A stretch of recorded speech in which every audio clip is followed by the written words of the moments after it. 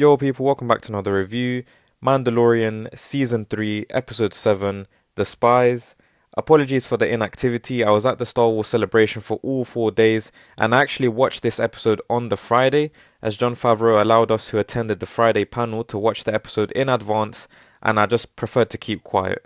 By the way, watching the episode in a group with a group of people is a much cooler experience and definitely one I would recommend if you can do so. Anyways, as for this episode, in my opinion, it was the best one of this season so far, but that's hardly an achievement with the state that season 3 is in. I made a prediction video like 8 months ago and I said that the armorer could be working for or with Moff Gideon and the Empire, and people laughed. And now it looks more and more likely that after all these conveniences that happen in this episode, that this could be the case. And Moff Gideon's new attire that we see towards the end of the episode, his helmet also has horns just like the armorer.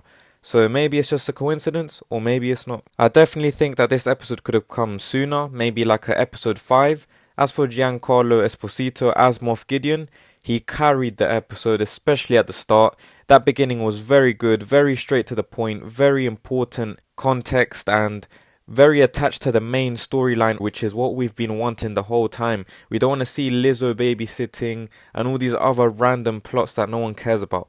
This is what we've wanted to see, and it's a shame that it's the penultimate episode. It explained a lot of what the villains have been up to, especially when his worker that is infiltrated in the New Republic was reporting back to him.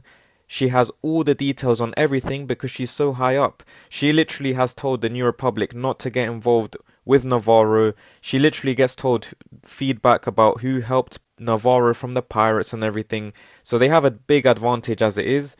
Moff Gideon also talks to his other Imperial loyalists. We see him name drop Admiral Thrawn a few times. We see that Moff Gideon is tired of waiting for him to show up. And I believe that we will probably see him at the end of this season, like at the very end probably. But if we see a Moff Gideon versus Thrawn, because that's what it kind of looks like.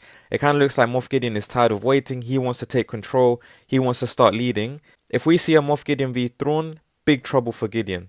And we already know that Thrawn is in the Ahsoka trailer. He's played by Lars Mikkelsen, who voices him in Rebels. This show finally gave us a relatively big death. It was through Paz Vizsla, and his death was pretty well done. He sacrificed himself so everyone else could run away, basically, because they were just outnumbered after Din Djarin had been taken away as well. They unveiled the Praetorian Guards, which I know it ties into the sequels. A lot of people are not going to like that. I didn't mind it too much because I just tried to block out what is the sequels. And I hope that just because Praetorian Guards are involved, it doesn't mean we're going straight down the sequels alley. We still got a lot of time before we get there. For a slight second as well, just because of all the rumours of Jon Favreu having arguments with Kathleen Kennedy, with Pedro Pascal, I thought that Din Djarin would die when he got tied up. He might as well have died because of the importance, or the lack of importance he's had in this season. I know he's the main character, but he's not really felt like it if we're being honest. Kathleen Kennedy just can't have one male involved in anything as a protagonist. I feel like we lost a lot of time with that pirate thing in the middle, the whole Mandalorian pirate ship thing.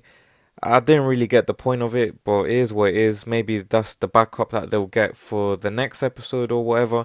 But yeah, that was kind of not that important. It kind of made the episode feel a bit flat. I know that they were trying to explain that the Mandalorians have beef between different clans, and we also found out how Bo-Katan lost a Darksaber. She was basically held hostage, and if she didn't surrender it, her people would get blown up, which happened anyways. I get all of that, but I don't know. Something about it made it, I don't know, it just was very slow, and I just wanted them to get straight to the point.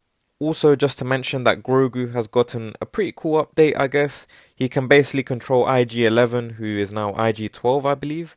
And he fights through the IG unit instead of being useless and being handed around to Lizzo and co. and all the babysitters that he has.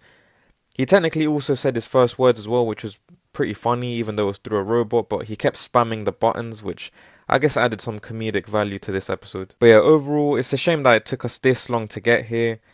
I think there's definitely some backstage drama between Jon Favreu and everyone, and it just makes this whole thing feel disjointed and a bit weird. We'll need patience until that day arrives where we get the full kind of gossip of what's going on, because there's no way this has been the plan all along. So we'll see what happens. But yeah, shout out to everyone that made it this far. I appreciate the support. Don't forget to like, comment, subscribe. I'll catch you in the next one. Have a great rest of your day.